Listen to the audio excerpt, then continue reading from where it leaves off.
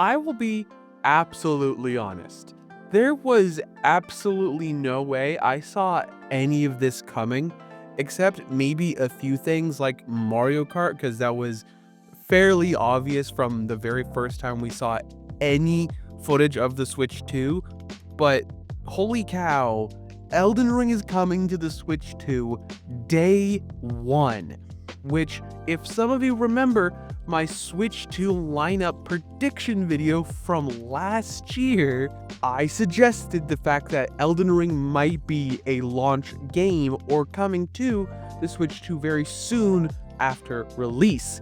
And just for that sheer fact of happening is, to me, insane and sold me on the Switch 2. Truly, the amount of games set up as launch games are insane. Some of the third-party Switch launch titles include Cyberpunk 2077, Split Fiction, Elden Ring, and a whack ton of EA nonsense, but still, take that in consideration alongside the original launch lineup for the original Switch, which included a whopping total of 7 games.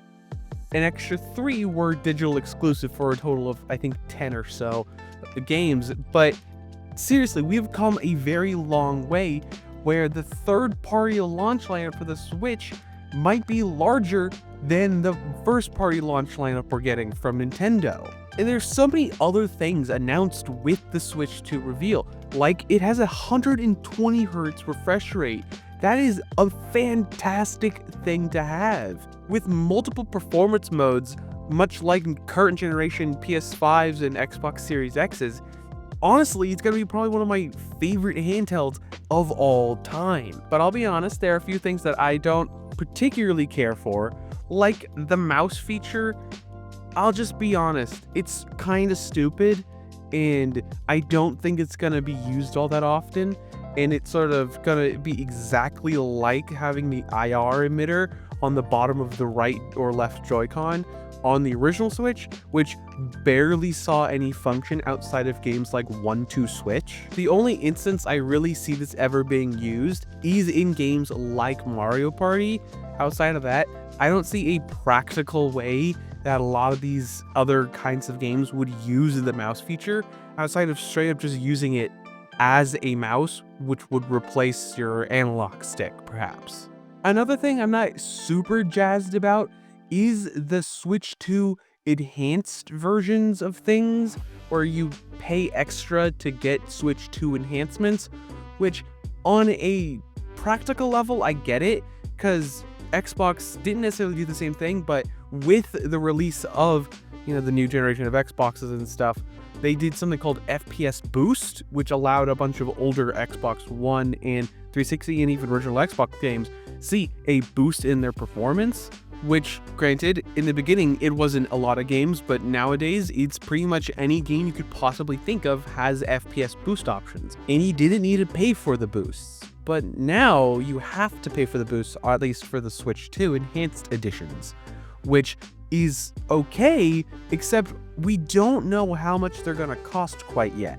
And I'll be honest, if it's more than $20, I do not see a world where I ever buy an enhanced edition of a game. By virtue of having access to more power, some of these games should be running better anyways. Unless at its core, it was already a bad game. Sort of like Scarlet and Violet. Even running on an RTX 4090 emulated, the thing still runs poorly. But support for up to 4K 120Hz is something that is truly awesome. Something I also predicted in my previous launch lineup is NSO getting a massive update with GameCube games, which, I'll be honest as well, is incredibly exciting and something that we've all wanted for an incredibly long time.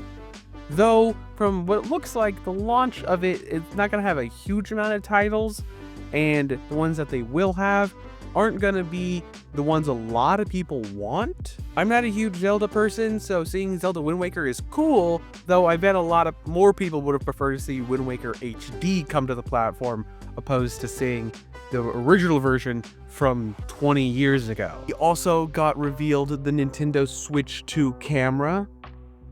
I bet it's going to be just as useful as the Wii camera was, if anybody remembers that.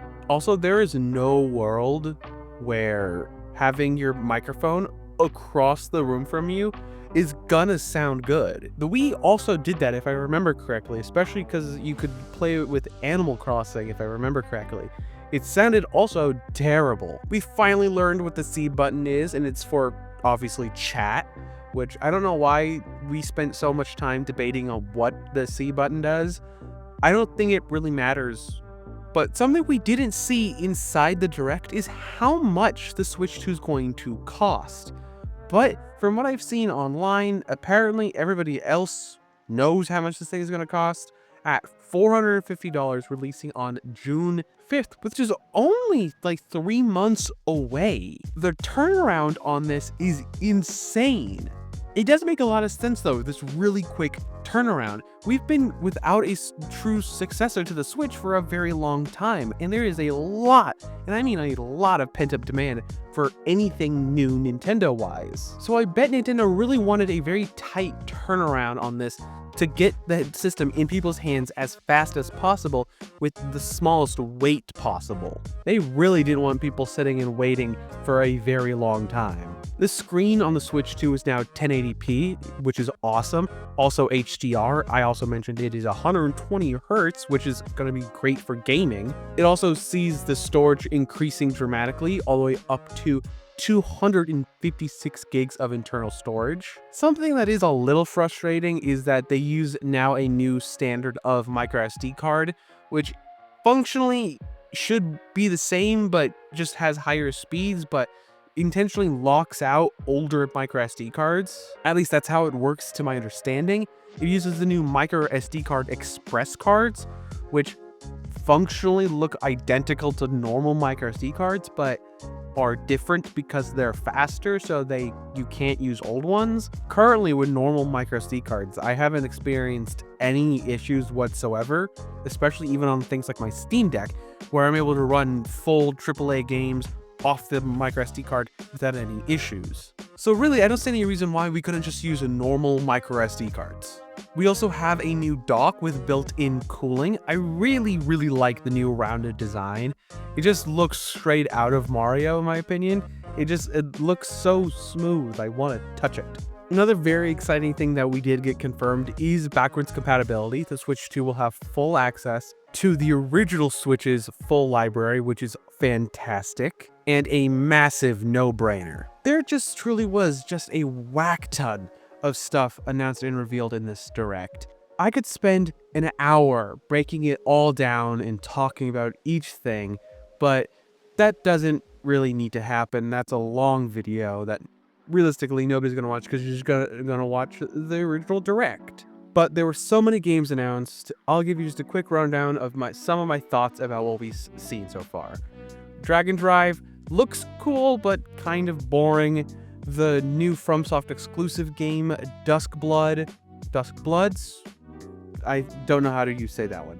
But that one seems to be interesting, but not really my kind of thing. Seems to be very similar to Lies of P, which I'm sure a lot of people would be excited about. Kirby Air Riders looks to be an amazing game when we get more information about that. Super cool to see the same people working on Smash work on this. The new Donkey Kong Country Bonanza game is a cool return to form for 3D Donkey Kong games, which I'd be super excited to see more of. Nintendo Switch 2 Welcome Tour is a game, but looks more like a tutorial. Gives big pack-in vibes, but it's being sold as a separate game entirely.